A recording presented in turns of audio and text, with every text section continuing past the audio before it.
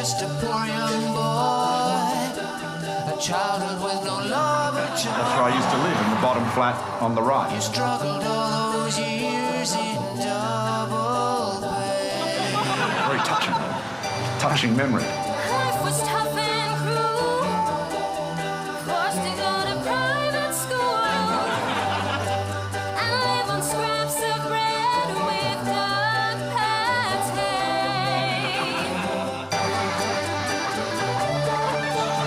Australia is a unique This is about the future of our planet. Always destined to go far. Thought you'd be Prime Minister, had your chance, but you dreamed of birth. Now you're gone, you're gone, you're gone, you're gone. Wentworth, weeping, doctors understanding the climate. Hang on, just settle down.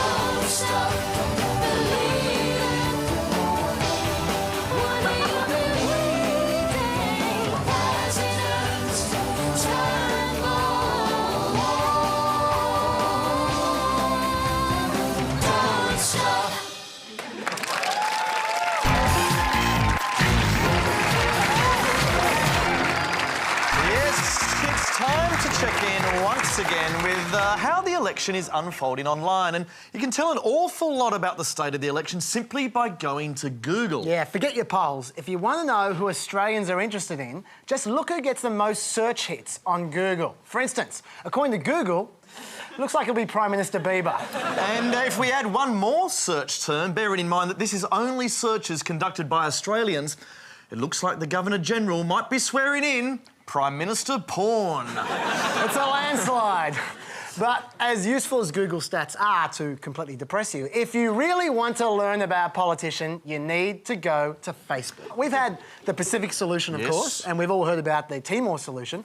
But if you wander over to Bronwyn Bishop's Facebook photos, we've got the Bishop solution. And she's not messing around. She's unstoppable. Look how many rounds she's fired off there. She is a machine. But Facebook also offers a real insight into the personal hobbies of politicians. And it seems the favourite hobby of most of them is to look at the underside of cars. Yeah, here's Matthias Cormann under a car. Now, Dennis Jensen, he loves looking under cars. And Mark Dreyfus, he spent the entire campaign standing under cars. Even Julia Gillard likes to get in on the action. And look, and once you've seen your first car underside, Chris, you've got to go back for more. Well, it's such a... I mean, it's addictive, isn't it? Even during the Great Debate, Gillard insisted on having a car above her hair. Yeah, so it's very distracting. But it can become a hazard. And I think Gillard learnt the hard way that there's a right time and a wrong time to peek under a car. Now, sharing photos with your Facebook friends is all well and good for a poly, but what if you don't actually have many friends? Like, take the independent MP, Michael Johnson. On his fan page, he only has 2 people who like him, and one of them is himself. And the other person wasn't even prepared to show their face. That's a ringing endorsement. But Johnson's not the only poly struggling. Take a look at poor old Philip Ruddock's Facebook fan page. Now, he's only got 1 fan in the whole world. Even Gerald the Gnome has more fans than him. It's not right, is it? I mean, you know, Ruddock's not really such a bad bloke, is he? I mean, we've become great friends. We have. With A little look at first. We didn't have a lot in common with Philip Ruddock. But before long, our friendship blossomed into a beautiful, beautiful rose. On me, for sure. That's what friends are for. In good times, in bad times, I'll be on your side forevermore. Oh, that's what friends are for. Keep smiling, keep shining, knowing you can always count on me.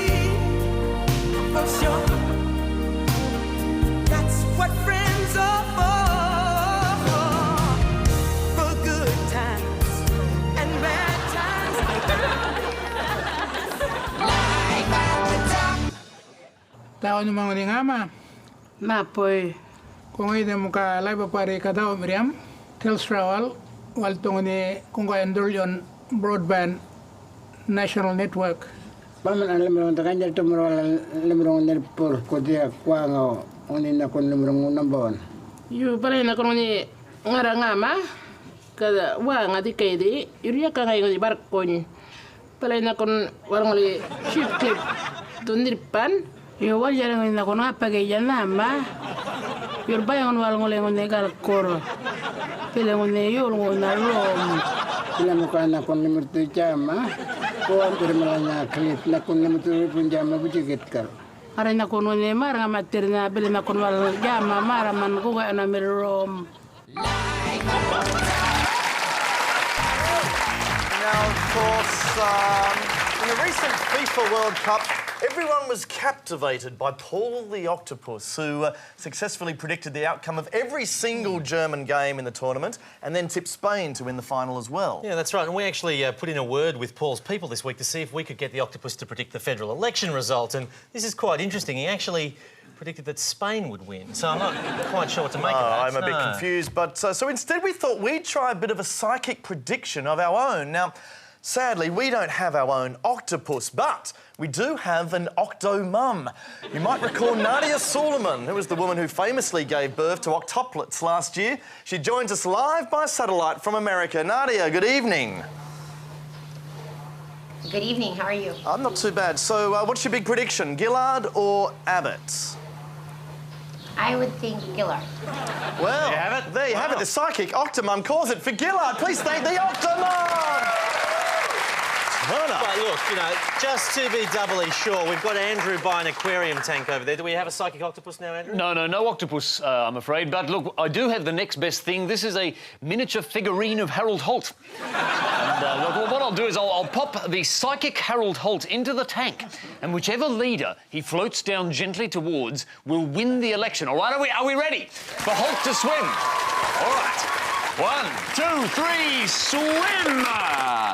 And, oh, dear, seems to have all but disappeared. I bet nobody saw that coming.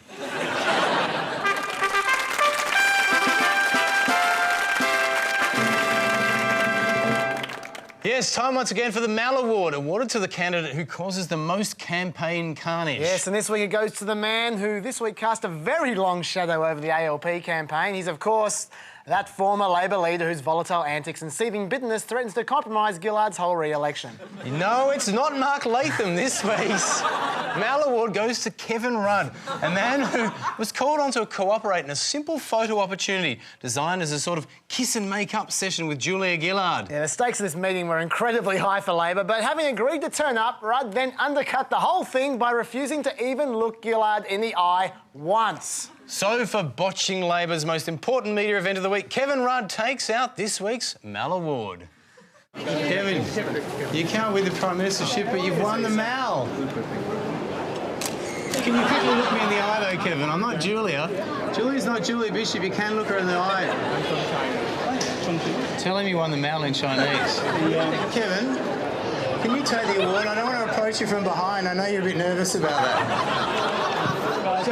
Don't give me the science room. That's what you did to your caucus, and that's why you lost your job. He's asked for the trophy to be in the back of all the shots. All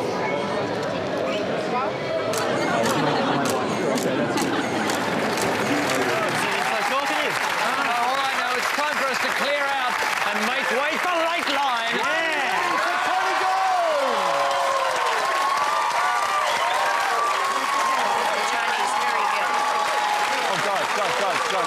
Tony's really ill. He can't do the show. He can't do the show. Go to the phone. Hotline. Sails in, sails in, sails in, sails in, sails in, sails in. Get it. Bring her in then. Sails in, sails in, sails in. These sails, ladies and gentlemen. Always reliable. We'll leave you to it, Lee. Have a good Late Line. That's it from us. See you.